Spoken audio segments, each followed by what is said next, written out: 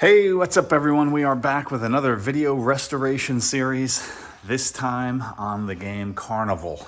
Man, this was a favorite of mine back in the day. It was created by a company called Gremlin and released by Sega in 1980.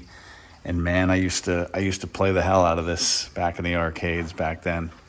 So this one is going to be a little different. This restoration, this is going to be a complete scratch build. This cabinet, I bought this game the summer of 2018. So wow, 4 years ago. Holy cow, time flies.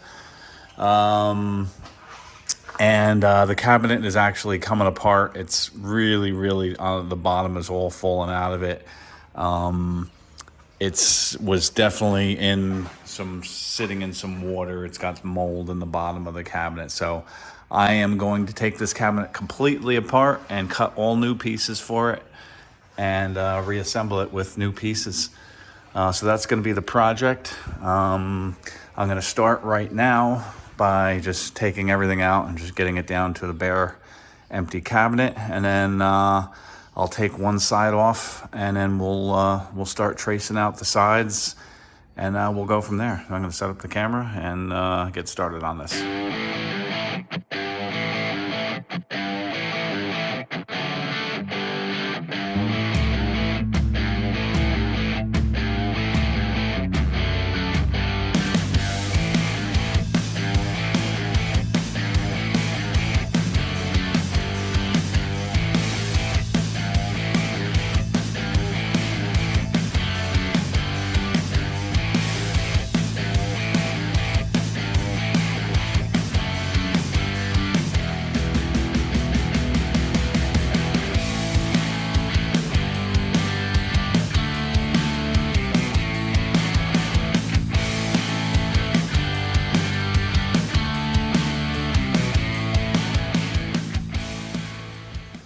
All right, so I got the whole cabinet gutted. Here's all the pieces right here.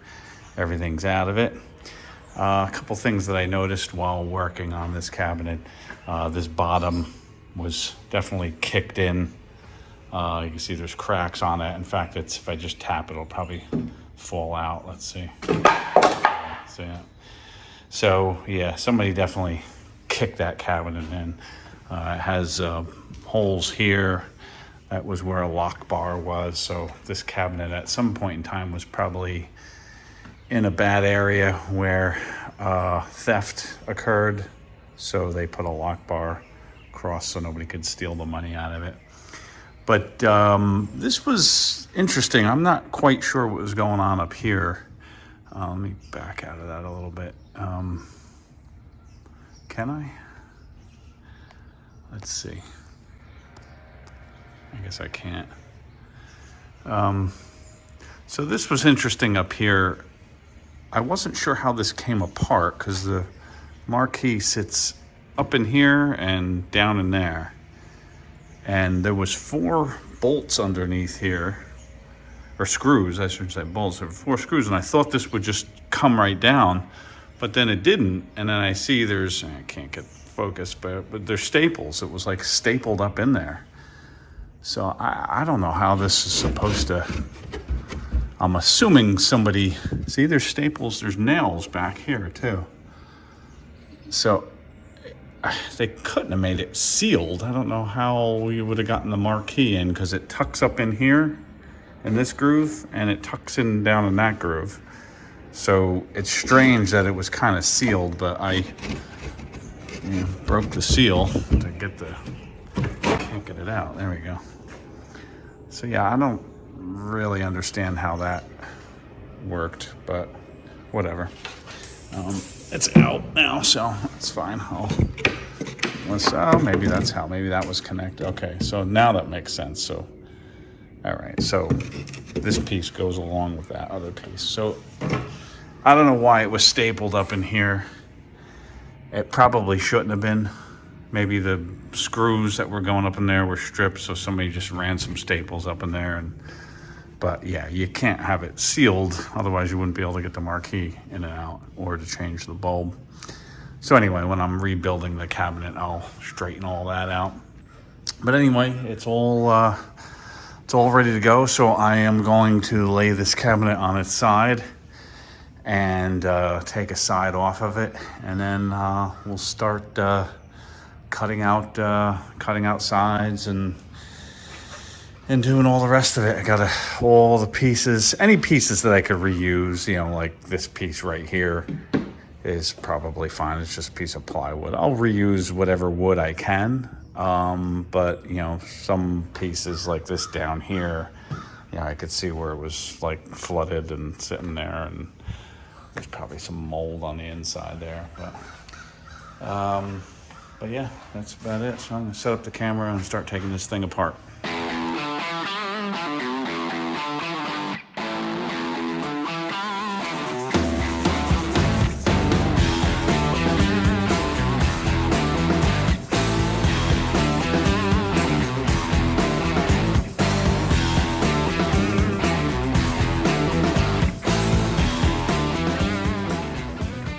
All right, so I got the side off the cabinet, and it's looking pretty good. Again, a lot of these pieces I won't be able to use. This is pretty, chewed up. You can see on the inside how high the water damage went. It went, that's a good 8 inches up there. So I don't know if it was sitting in 8 inches of water, but it definitely soaked up. It looks like it was probably few inches high, I don't know, but so that's that. Yeah, this is going to be a good project here, definitely a good project. Here's the side. When I'm cutting out the side, the only thing I have to do is, I have to I'll use a fresh corner of the original wood, so I don't, have to deal with any of that missing chunks down there. But yeah, here's the rest of the pieces here for the Carnival cab. I found some interesting thing. I found inside the cabinet, there was all kinds of junk inside the cabinet. I found a Fiesta, what's this? Excita Fiesta, assorted colored, ribbed for her pleasure condom. I don't know, I never heard of that company, but it feels pretty dry in there, so it's probably not usable. I also found some cool tokens. This is neat. I don't know if I could get zoomed in on those. Aldo's Pizza on one side and Pepsi on the other side. That's kind of neat. There's a whole bunch of those laying in the bottom of the cabinet along with the condom. So that's about it. I am going to now clean up a little bit, and then I'm going to set the camera up and start cutting out some wood. I'm going to be using MDO, medium density overlay, for the sides. And then I will put white vinyl over that. And then the new reproduction decals on top of that. So that's what I'm going to do right now, setting up the camera and get back to work. All right, so I picked up the wood that I'm going to use for this project. This is 3/4 inch MDO, which stands for medium density overlay. Different from MDF, which is medium density fiberboard. MDO is basically plywood with the final ply, the top and the bottom, being MDF.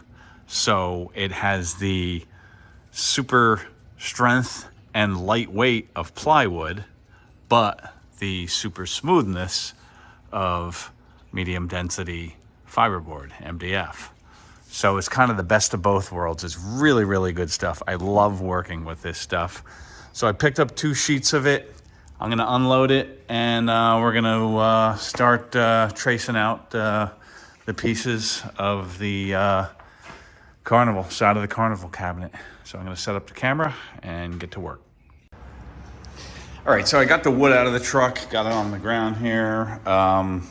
Just spread out some of the pieces that I think I need to cut out.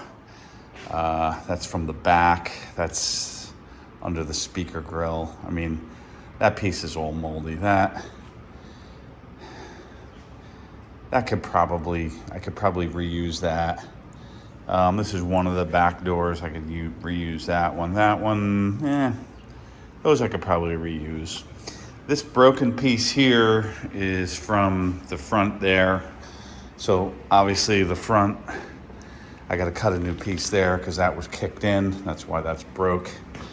The bottom, this is only 9/16, so I'm going to replace that. Again, it's got mold and crud on it and stuff. So, but I'm going to use 3/4. Front, this gets replaced. This whole section here, this piece, this piece, this piece, I'm going to reuse. Like I said before, this front piece is going to get replaced. The top's in good condition. I'll use that. And this little back piece here I could reuse. So I'll be reusing, probably half the insides. So that's a good thing. And so here's one of the sides here. Gotta get that ready to get cut out. So I'm probably gonna put the wood up on the sawhorses, lay the side on it, and just kind of trace it out just to get it down to this roughly the size that I need. Then I'll cut it on the router. I'll trace it out on the router. But it just makes it a lot more easier to handle when you're working with a piece that's this, the size of what you're doing rather than this big gigantic 4x8 foot sheet of wood. So that's what I'm gonna do right now. All right.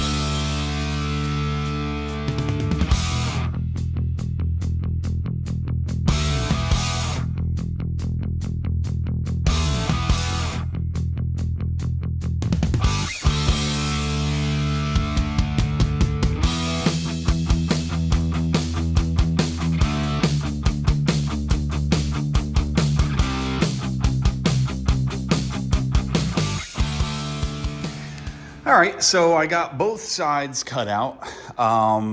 what I did, I used the one side to cut the first side, then I cleaned that up because there was a lot of bad areas on that I didn't want to trace. There was a bad section here that I couldn't trace, and the same thing on both bottom corners down there. So I cut the one, then cleaned it up, made it the way I wanted it to, rounded the edges, and then I used that one to make the second one. So what I'm going to do now is, this is the second one that's on top. They're both on top here. Both on top of each other. I'm just going to sand this one up, and then I'm going to, while I have a mess all over the place from all the sawdust, I'm going to cut the groove for the T-molding and get that out of the way. And then I'm going to probably start looking at some of these pieces to cut, like the coin door piece. Again, I'm going to use this piece. I'll cut that, and then flip it over and then use the top to cut the bottom. Because I obviously can't cut the bottom because it's missing. So, and then the rest of the pieces, like that piece, that's just regular cutting. I'll just do that on the table saw in the shop over there. And most of these other pieces I'm going to reuse, like I said before, the top, this piece, this piece, this piece. The bottom I'm going to cut new, but I'm going to reuse all these other pieces. And so that's what I'm going to do right now. Clean this up, sand that, cut the T-molding groove, and then start working on this door. All right, set the camera back up.